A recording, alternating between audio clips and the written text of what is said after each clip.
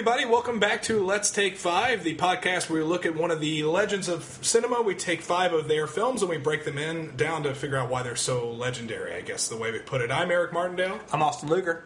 I'm Pedro. And Pedro is the guest for this podcast, and we had him on specifically to talk about Seven Samurai, who we are now covering. We started with Rashomon, then we went to Ikiru, then we're doing Seven Samurai, then we'll do High and Low, then we'll do Ron of Akira Kurosawa's canon of great films. This was the one film on this list you absolutely could not do without. I'm not saying it's my favorite film of the list, although it may be, but at the same time, you can't talk about Kurosawa without talking about Seven Samurai. And since, Pedro, you are our guest, yes. As a question to you, I will pass it to you and say, what brought you to Seven Samurai for the first time? Quite honestly, it was a gift to my father for Christmas. Everyone's like, my family was like, of course, Seven Samurai. Wonderful film. Has to be seen. So we promptly watched it, Christmas Day, and boom, done. Like, that's not said. How old were you? I don't even know. Child. Like, maybe my early teens at the most. I think that's a good age to see it. That's a perfect age to watch. Yes. It was, I could not, it just took me somewhere else. Yeah. It was, I did not feel this was a super historical 3.5 hour endeavor. No, I just sat and watched amazingness happen on screen. You mentioned the 3.5 hour endeavor, which is, I think, the thing that keeps people away from this film the most, at least in modern day. I first came to it when I was first getting into films, and I've mentioned this on the podcast in the Sunset Boulevard one, where I was mentioning one Christmas, I was like, my last big Christmas, I was like, I want all these films that were great, and that was one that I left off the list, but I was using IMDb as a sort of study guide, at the very least, to watch, and I noticed, what's this Japanese foreign film that's like the third greatest movie of all time, according to IMDb? And that's how I found out about Seven Samurai, and through that, eventually, of course, I didn't see the movie until I was 18. I watched it in either junior high or high school. It was like either late junior high or early high school. I was reading Ebert, I was reading all these kind of film history books, AFI lists, and I was on a movie forum at the time, and everyone kept talking about this film. It was like, this is easily one of the 10 best films of all time. And my library was so fantastic growing up. They had every Fellini film, they had every Bergman film. I can get whatever I wanted. And I got the 2 VHS of Seven Samurai and sat down on the floor and watched that sucker. I think I've seen it. It's that epic cover of all the samurai like looking a direction. Yeah. That infamous cover. I saw it was 18, so I want to get the plot out of the way just so we don't have to talk about it. But basically, there's some bandits raiding a local village. Mm-hmm. They don't raid the village completely this time because they don't have enough of a crop yet. They want to wait until they have a bigger crop. One of the villagers realizes the bandits are coming, so they basically don't have any money, so they go to a local, the local metropolis, which is just a way of saying a slightly larger than their village, where samurais are passing through as like a crossroads, and they are going to try to basically pay with rice to get samurai to fight for them. But eventually they're able to achieve this endeavor, and the resulting, what you get is 2 acts of the film. One act being the recruitment of all the samurai and their subsequent characterization of the samurai, and the second act being their defense of the village. Would we say that's... Yeah, absolutely. Yeah. If this sounds familiar, this was adapted in America as The Magnificent Seven, and also as A Bug's Life, and also there's a new Magnificent Seven coming out this year. It's a very popular story, partly because it's a perfect film. Yeah. It really is. I don't know if either of you thought this, and I guess I'll kick it to you, Pedro, on this. I was talking with Austin before we actually started doing it. If you hear thunder rolling, we're doing this during a thunderstorm. So it's ominous, and it works for the film, actually. It does. Kurosawa might be making that thunder on purpose. Think he is. Everything is on purpose. He's such a good director. In spirit, he knew. But I would say that this film has the single greatest, I'm talking in cinema history, exposition I've ever seen. As far as the recruitment process and meeting the characters at the beginning and knowing where they're coming from, I don't think you beat this. No, definitely. Tying this back to the length of the film, which might put people off, you don't feel it because everything is so perfectly paced, and you do have 2 clear breaks, and within it, it's so well... A story done this well and this beautifully can't be condensed anymore. And the presentation was amazing.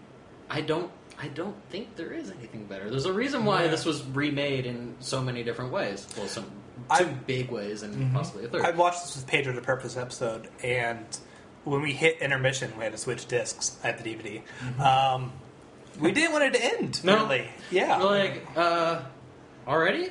Okay. Yeah, and that's probably, an hour and 45 minutes in? Yeah. Yeah. That's a whole film for That's a whole film. Yeah. And that break, talk about that break, because it's later in the film, you really get to know these characters, not just the samurai, but the village they're protecting at this point. And when there's really a stark difference where the leader, who was our lead in Ikiru, he's the leader of the 7 samurai, says basically, war is starting on the next disc. He's basically telling you, once this... And the thing is, I didn't know where the disc swapped. I didn't remember. I'm going off what's the most appropriate, and obviously I'm correct. Yeah. That is where you switch the disc. So you watched the Blu-ray, right? Yes, recently. Is it just one disc? It's one disc. Okay. It almost kind of loses it, because I had to switch VHSs, I had to switch discs. Like, you gotta stand up and go, all right, we're doing this. Playing video games, I had that same issue. I think the intermission is actually like an important part because the intermission's still there. I saw it as a young child and I was just so absorbed, and then intermission happens, and that was the one time I could actually break away from the screen and be like, "What did I just see? Oh my god!" And intermission's used effectively because you are left in the dark after that, thinking, "Oh, holy shit!" Which is how first act is supposed to treat it.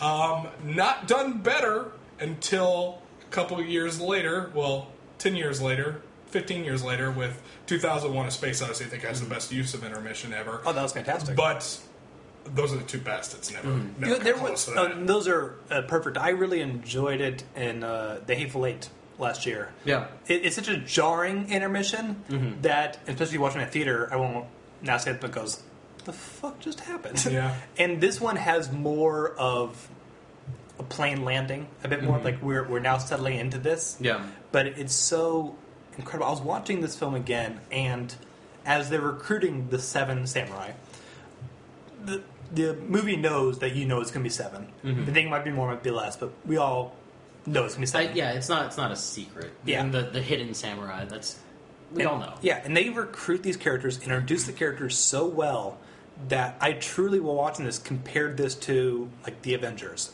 Or it's like, whereas that franchise used individual films and years of experience of knowing the characters, and they all come together and you are in awe. This was an hour, and I'm going, I can't believe these 7 characters in the same room.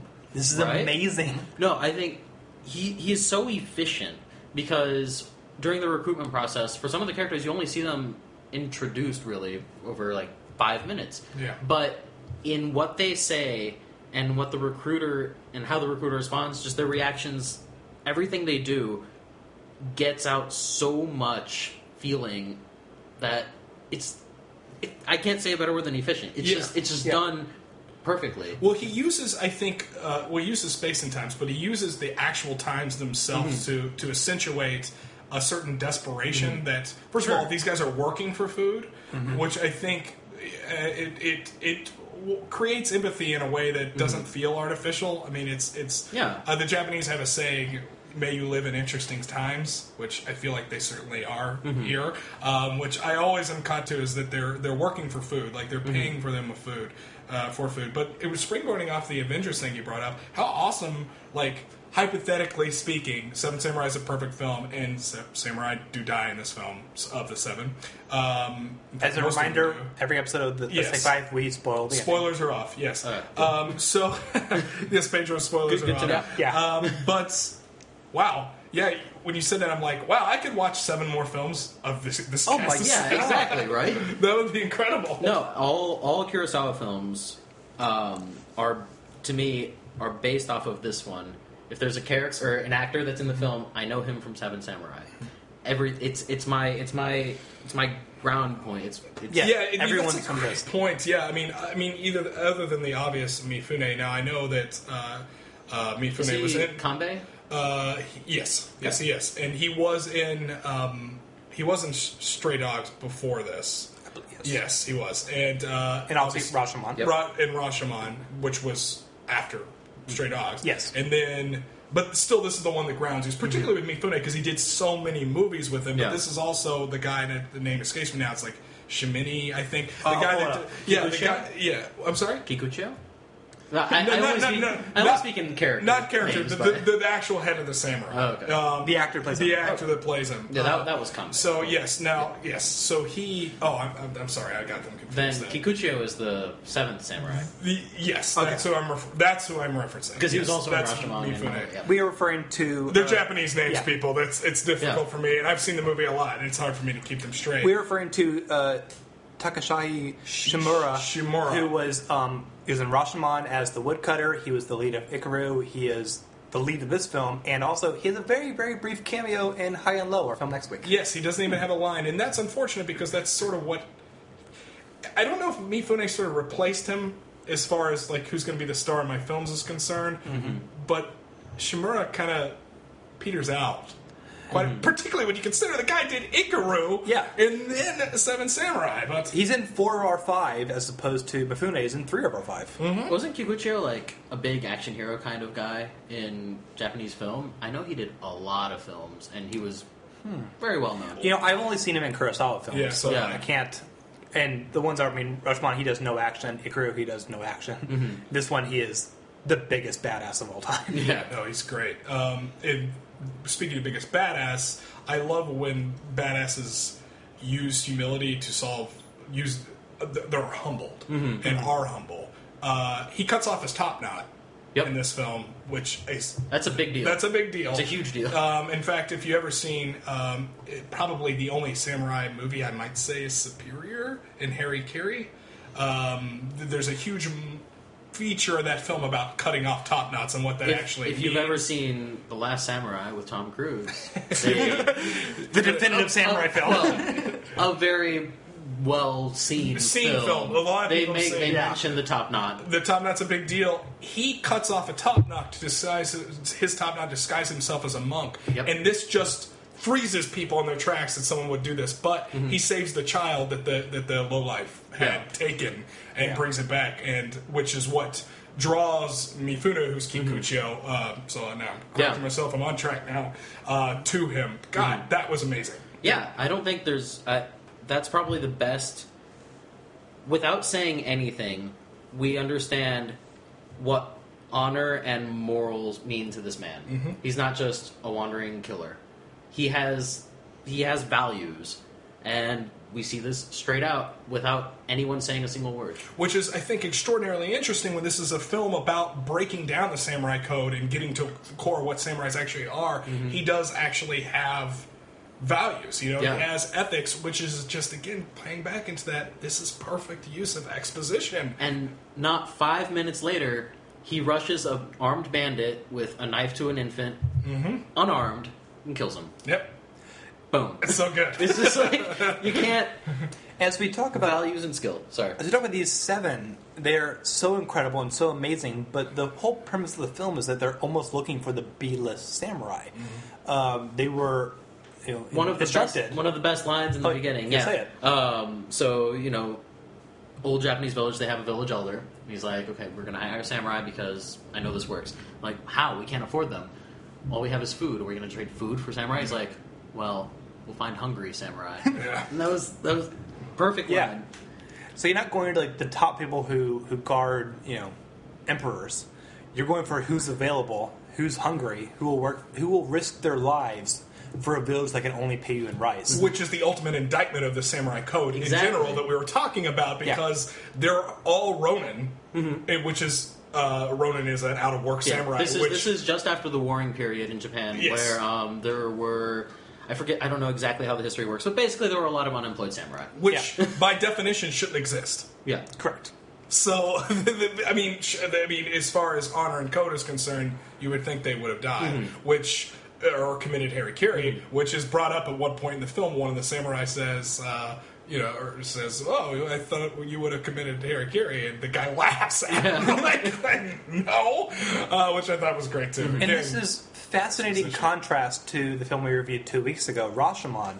Rashomon is criticizing this use of pride and displaced honor towards things, and it's really criticizing those who wield a sword.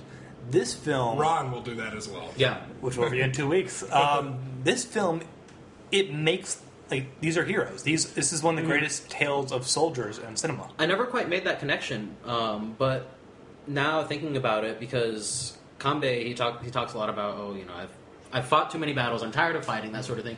I think at this period in history, if you made it and you've warred enough, it's a useless waste of life to kill yourself for something trivial as I lost a couple of battles. Yeah. He even mentions, like, I've been in tons of battles and I've always been on the losing side.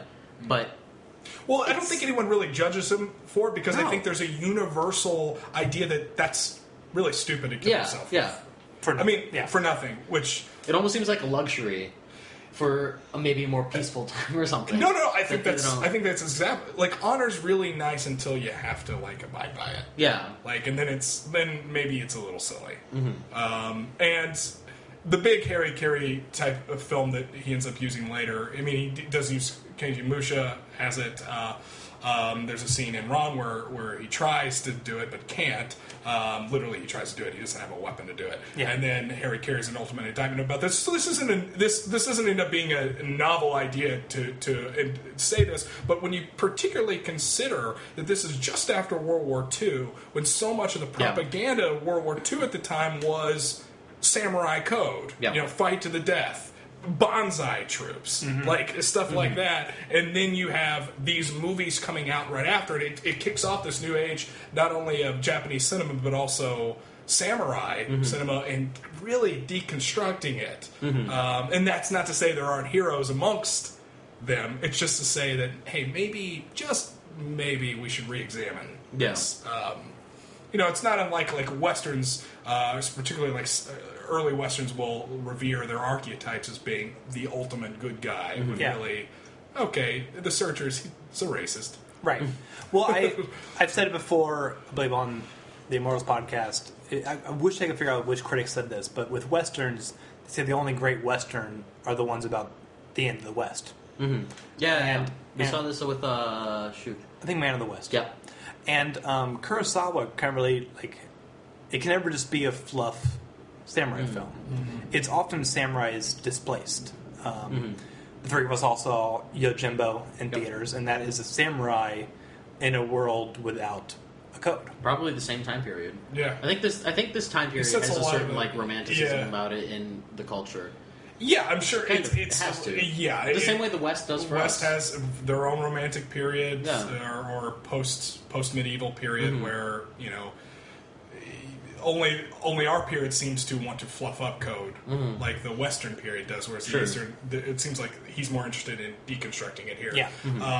But eras and idea of art are completely different. They're conflicting. But I was going to say also too, it has been said that this is the first film ever that showed a recruitment process similar to like Ocean's 11, where we meet this character and he recruits this character, and we meet this, and bringing a team together. The Wizard of Oz? I don't know. Would you count that to complete a goal? I don't know. But But I've heard that argued. But there's no recruitment in the Wizard of Oz per se, because They stumble Dorothy's upon are them. protagonists Dorothy doesn't from the beginning. Yeah, so we don't know that Dorothy needs them. I'm just saying this is a troop of impoverished farmers that are about to be attacked and taken They need advantage to of, recruit. and they actually recruit all of the heroes. Yeah, which I think in a lot of ways, if you want to get down to it, maybe it's just something that popularizes like nonlinear storytelling as far as Citizen Kane is concerned, but it's definitely an influence. Right. But it also makes it that so the farmers that recruit the samurai, they aren't really the main characters. It ends up becoming the village as a whole that did the recruiting of our heroes, and we follow our heroes protecting the village, which is an interesting thing because we're not introduced to a main character per se. Yes. Until the process begins, the actual recruitment process. No, begins. And I think that's kind of an important part of that, the first act. I think you're onto something there. And there's a mastery of how Kurosawa tells the story, because he is credited as a co-writer as well as the director. And for so many of the storytellers, 7 would be too many. Like you just can't, Really?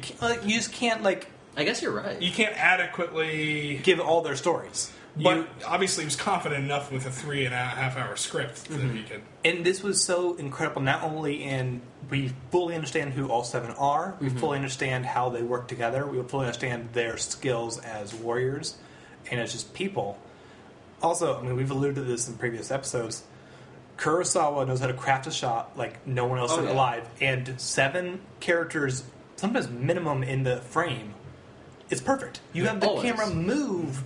and they're moving around, and then they all seem to accidentally, organically end up in the most perfect, picturesque shot. Yeah, no, it's insane. Too, when you particularly consider that these are some of the earliest, like, full-on big battle action shots ever. No, And, they didn't have, like, the technology of having, like, a perfectly computerized setup, camera, whatever, and people hitting their marks on tape with a bunch of computers afterwards and 1,000 cameras at the same time. No, this was... They... had to have rehearsed everything completely well.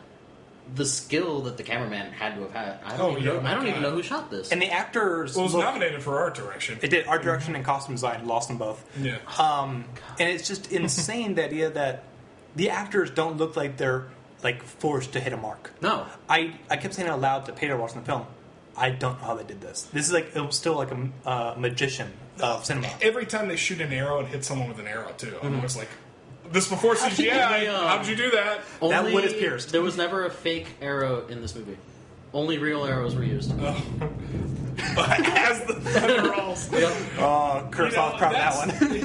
He's really proud of that. Yeah, and what I like is each of the samurai's personalities come out in each of the battles. Yep. You see the stealthy version of the guy. I mean, the guy. This is not going to help anyone in podcast land who hasn't seen the movie, but you know what I'm talking about. You see the leader aspects. You see the craziness of Kikucho and how he just goes nuts. You see the naivete of the young guy. Like, all of their personality traits work in the battle, and it works because the expositions work so well. You understand who, even if you can't, for someone who's in the West who doesn't really even know their names, you're still able to follow their personalities. It's part of the story. It's an integral part of the story. Each person's characteristics, personality is built in. So there's no fluff. There's no excess. We don't have to cut back to 10 years ago to see that one part, that one scene in his life that made him who he is. I don't know anything about the history of these people except for maybe the leader when he's talking to a good friend, for example. It's like, oh, long time no see. How many battles did we lose again? Oh, man, we fought a lot. Yeah. But, like, everything is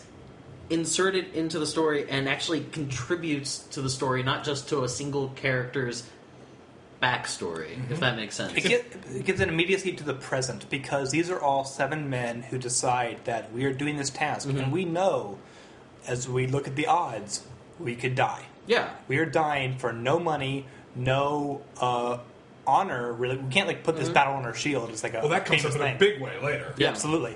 It is 7 men deciding this is the right thing to do. This is what we are made to do, and we might die. And it's all about for their own today. reasons too, and each person has a good, unique reason. Yes. So just accepting the endeavor gives us that little bit more of insight into their personality. Yeah, they're able to deliver pathos without actually having... we don't know what it's like to be samurai. We certainly don't know what it's like to live in the East, but you're able to understand and relate and empathize with all the characters, particularly the Kikucho characters, the character that dreams of being a samurai, basically, who wants to be a samurai.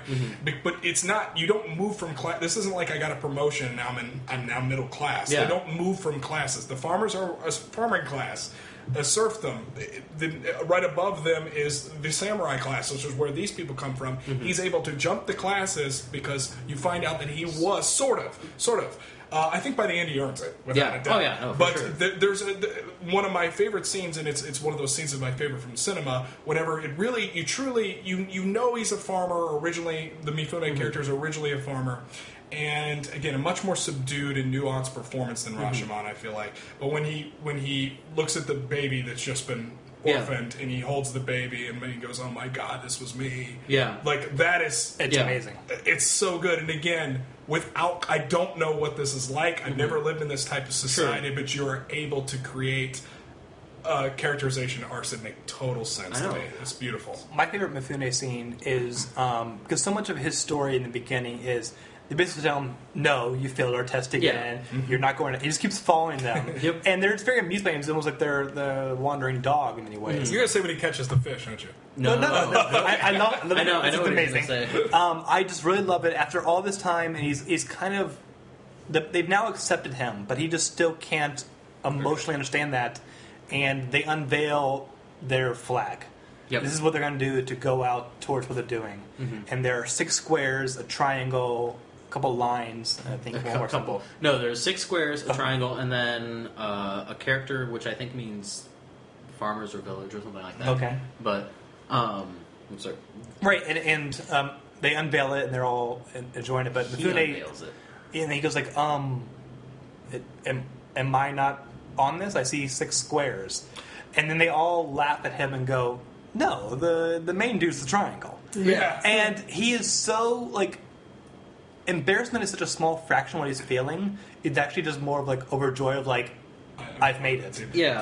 I'm now seen as a peer to them, and they trust me. Like, he got the call. He's a It's little so embarrassed. beautiful. He's humbled, and he sort of has the two worlds. I mean, he's still a farmer.